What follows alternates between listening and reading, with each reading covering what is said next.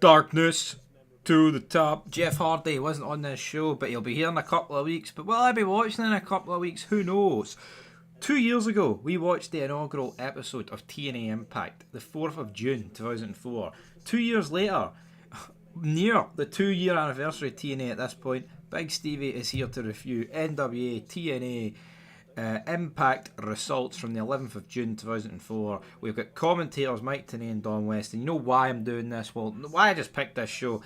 First of all, we've already watched the first one. I thought we'll give the second one a watch, right?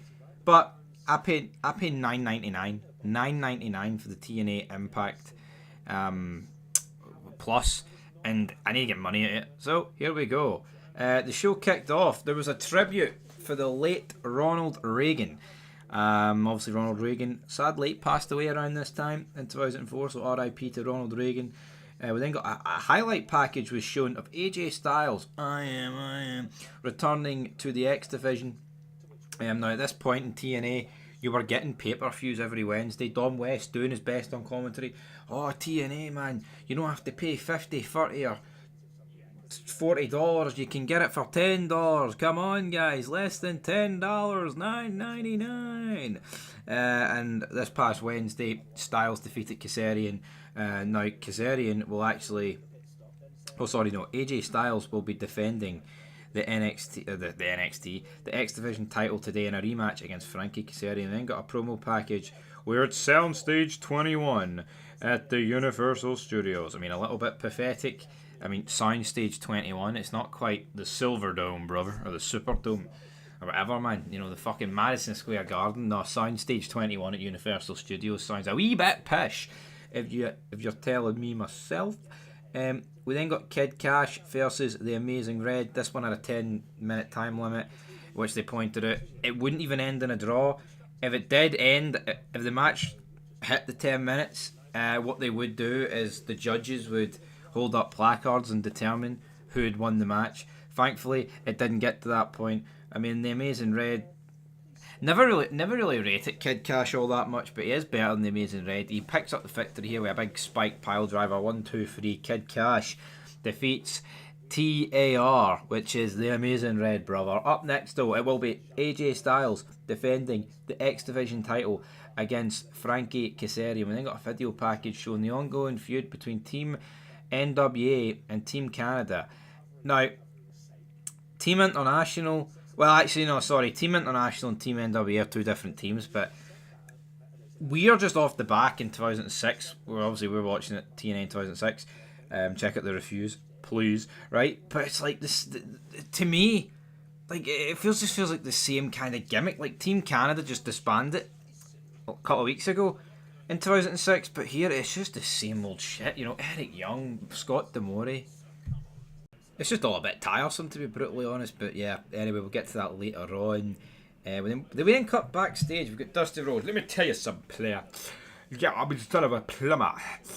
I'm a judge tonight, but in that X Division title match between AJ Styles and Frankie Kazarian.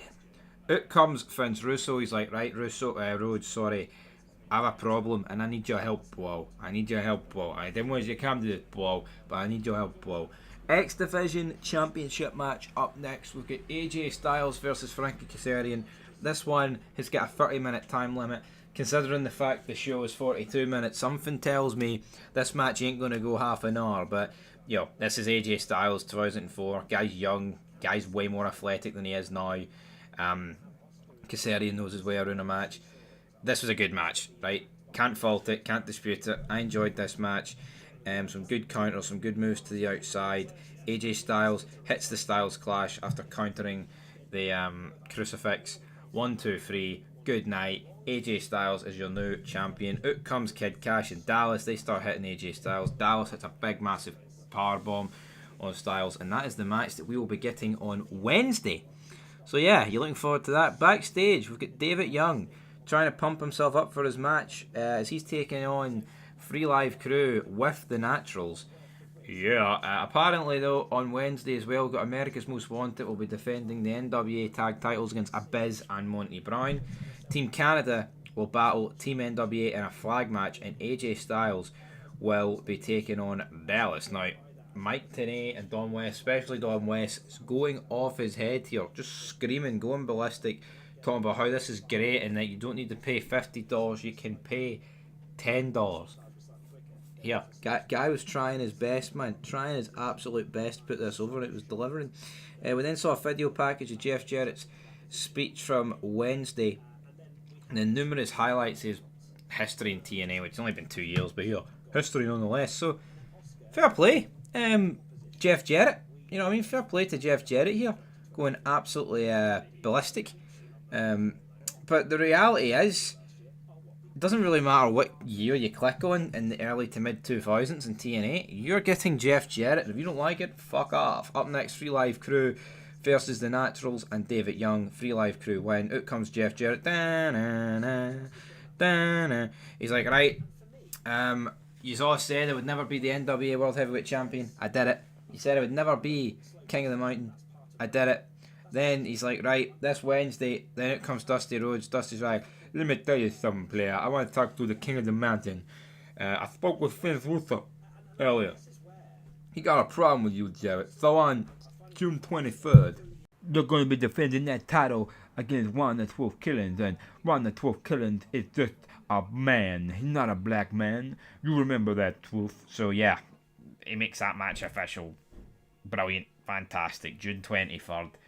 We'll have to wait and see. Decent promo here, but I think this is around this time in TNA. It's like Jeff Jarrett was literally always in the main event scene.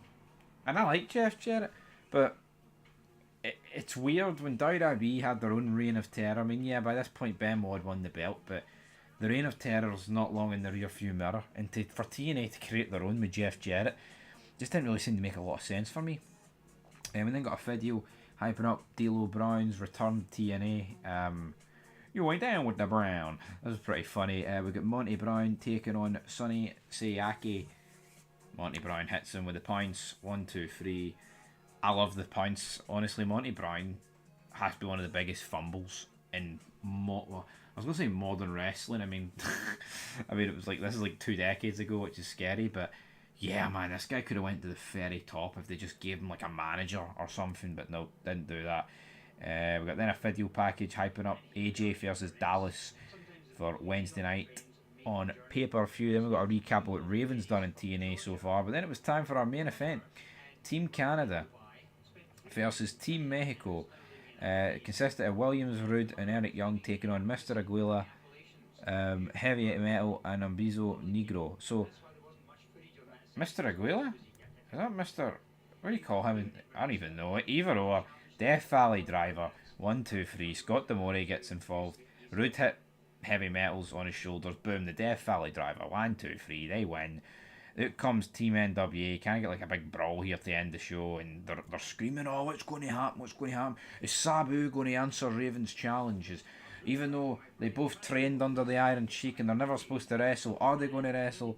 Who knows? But that is it for your TNA 11th of June 2004 review, folks. I'll get it straight down the middle 5. Some decent promos, but a lot of jobbers, which is no real surprise at this point.